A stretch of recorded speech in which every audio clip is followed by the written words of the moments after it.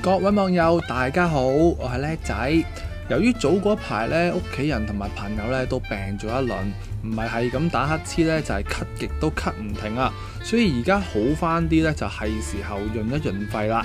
咁今日煲嘅咧就叫做雙耳木瓜潤肺湯。咁如果選材同埋份量都冇錯嘅話咧，應該就係比一般嘅清潤咧就更加上係甜潤㗎。咁功效同埋味道咧，當然就係截然不同啦。所以大家咧就記得跟住步驟嚟做啦。咁如果試過食譜，認為好飲有益又幫到你嘅話咧，記得俾個 like 分享埋俾朋友，咁大家咧都可以滋陰潤肺，面色都靚啲㗎。今次呢一款湯呢，第一個要求我哋就係要買一啲半生熟嘅木瓜，即係青色同埋黃色各佔一半嘅，就叫做半生熟木瓜啦。因為咧，我行咗足3個街市先揾到超市，反而係有一啲唔生唔熟嘅木瓜。一係咧喺街市見到嘅就全部都係青木瓜，一係咧就全部都係熟過龍嘅木瓜。所以咧煲呢一款湯都幾講緣分㗎。咁喺超市買咧就足要成15蚊先至買到啊，所以超市嚟講就比較貴啲喎，所以如果俾你喺街市度買到半生熟嘅木瓜呢，你都算係有啲緣分㗎啦。各位網友大家好，又嚟到叻仔煲素湯嘅時候啦。今次呢款湯就叫做木瓜雙耳素湯。咁木瓜咧，亦都係佢嘅靈魂配料之一。咁揀木瓜嘅時候咧，我就會選擇咗呢一個唔綠亦都唔黃嘅木瓜，貪佢咧就係唔生唔熟，煲出嚟咧會有些少嘅甜味，但係煲起嚟咧又唔會話咁容易爛咁。咁如果你話單純要啲營養功效嘅，咁你咪買翻隻青木瓜咯。咁我今次咧就會買一啲半生熟嘅木瓜嚟做嘅，咁又會甜潤啲噶啦。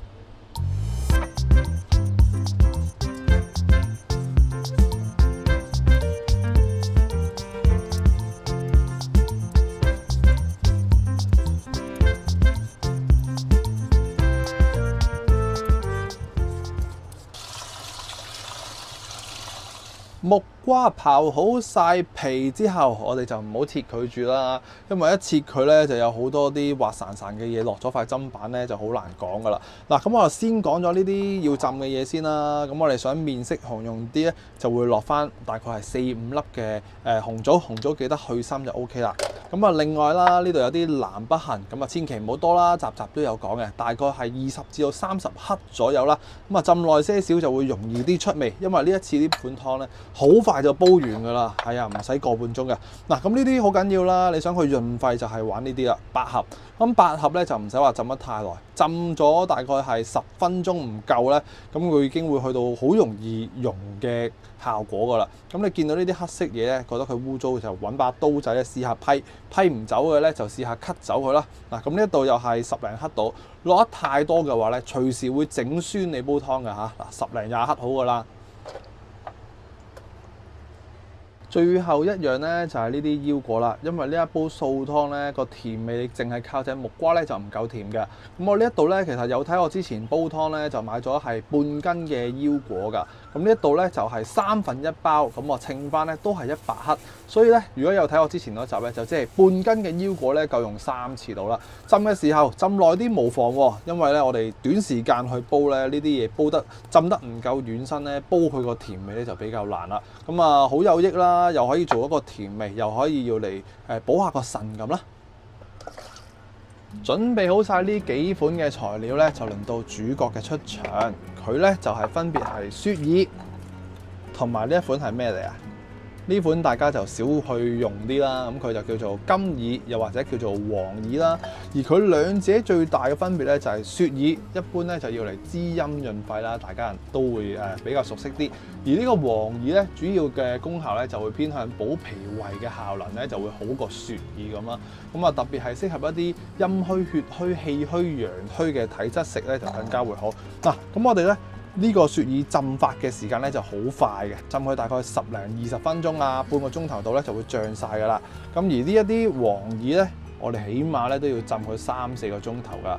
咁如果想睇更加多詳盡啲嘅浸法咧，咁我就黐翻條 link 啊，咁喺上面俾大家去揾下。我都有拍過一集專係講黃耳嘅。嗱，好快我就將佢發起咗，變咗呢呢幾個嘅波波啦。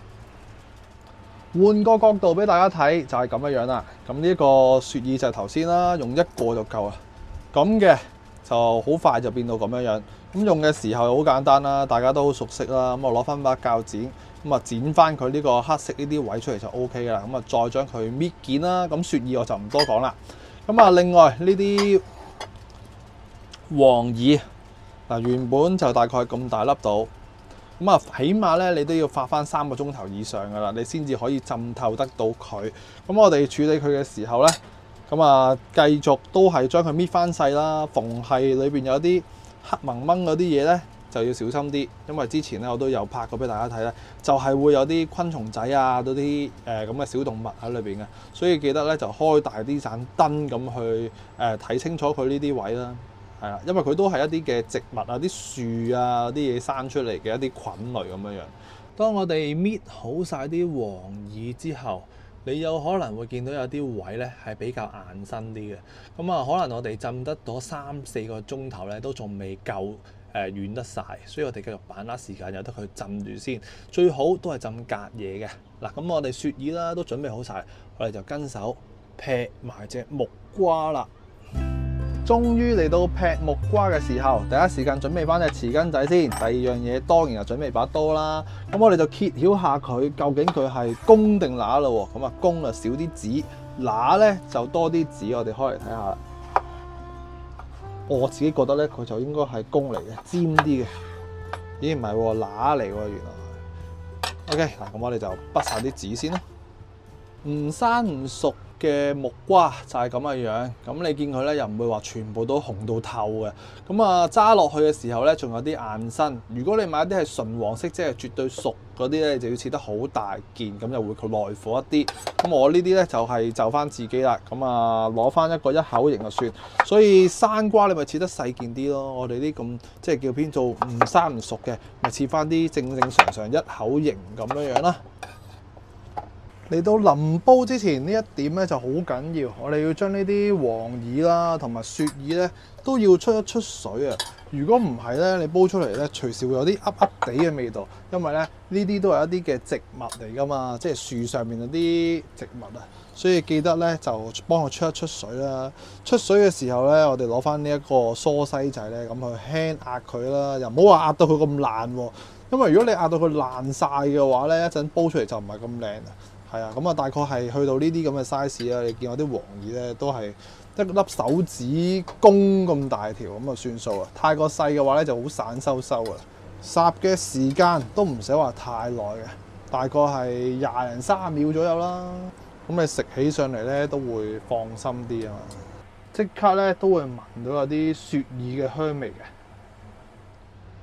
雪耳、雲耳，我哋都準備好啦。呢次我哋就真係可以煲得啦。咁我哋咧就要留意翻個次序啊，因為咧我哋唔好擺一啲咁輕身、咁容易煲爛嘅嘢落去先。咁啊落翻啲木瓜啊，呢啲咁嘅堅果咧落咗喺個底度先，之後咧先至放嗰啲雪耳落去。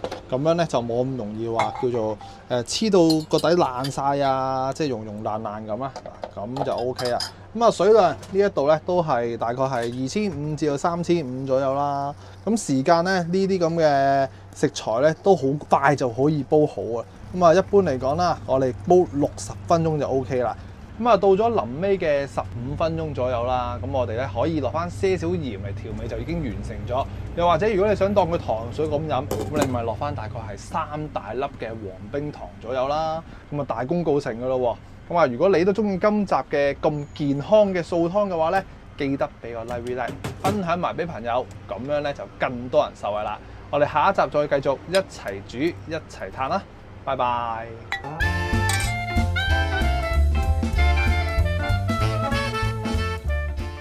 歡迎大家睇埋個片尾嘅試食環節。咁啊，由於收音咧有少少出錯啊，所以個原聲咧就冇咗，不過都唔緊要嘅。嗱，最緊要咧，我哋揀呢一個木瓜嘅好處咧，可以望到煲咗1個鐘頭嘅木瓜咧，都仲係非常之咁結實咁存在緊，但係咬落去嘅口感咧就係啱啱好實實地又腍腍地，咁個味道咧夠晒甜噶啦。咁就我建議大家咧唔好食咁多啲冰糖啦，雖然係潤啲，但係有時我哋湯水俾丁咁多鹽，就掉翻起晒所有木瓜啦，同埋呢一個腰果嘅甜味出嚟，所以呢一煲湯呢已經夠晒潤㗎啦。另外就仲有呢啲金耳啦，記得一定要浸得夠長時間，你睇下佢好腍㗎，震騰騰咁樣嘅。咁就希望大家中意今集咁滋陰潤肺嘅素湯啦。咁我哋下集再見，拜拜！記得點讚支持啊！